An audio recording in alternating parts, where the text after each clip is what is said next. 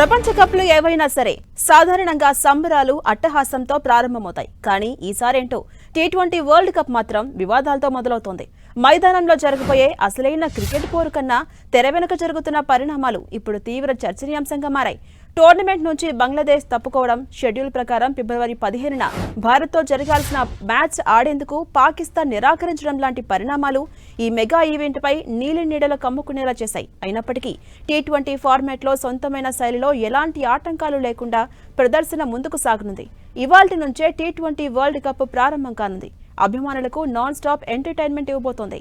ఇక తొలి రోజు ఏకంగా 3 మ్యాచ్లు జరగబోతున్నాయి. పాకిస్తాన్ వర్సెస్ నెదర్లాండ్స్ జట్ల మధ్య మ్యాచ్తో టీ20 ప్రపంచ కప్ 2026 టోర్నమెంట్ ప్రారంభం కాబోతుంది.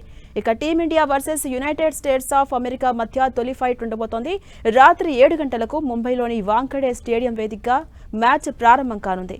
వివాదాల మధ్య క్రికెట్ ప్రపంచవ్యాప్తంగా ఎంతగా విస్తరించిందో చెప్పడానికి ఈ టోర్నమెంటే ఒక నిదర్శనం. ఈసారి ఏకంగా 20 జట్లు బరిలోకి దిగుతున్నాయి. ఇందులో సంప్రదాయ దిగ్గజాలతో పాటు ఉత్సాహవంతులైన కొత్త జట్లు కూడా ఉన్నాయి. ముఖ్యంగా ఫుట్బాల్కు ప్రసిద్ధి చెందిన ఇటలీ జట్టు ఈ ప్రపంచ కప్తో అరంగేట్రం చేయడం అందరినీ ఆకర్షిస్తోంది. కాటెనాసియో అనే తమ డిఫెన్సివ్ వ్యూహాలతో ఫుట్బాల్లో పేరుగాంచిన ఒక దేశం ఇప్పుడు క్రికెట్ ప్రపంచ కప్కు అర్హత పొందడం క్రీడా పటంలో వస్తున్న మార్పులకు సంకేతం. ఇక డిఫెండింగ్ ఛాంపియన్గా బరిలోకి దిగుతున్న భారత జట్టు కేవలం టైటిల్ నిలబెట్టుకోవడానికే కాకుండా చరిత్ర సృష్టించేందుకు పోటీ పడుతోంది.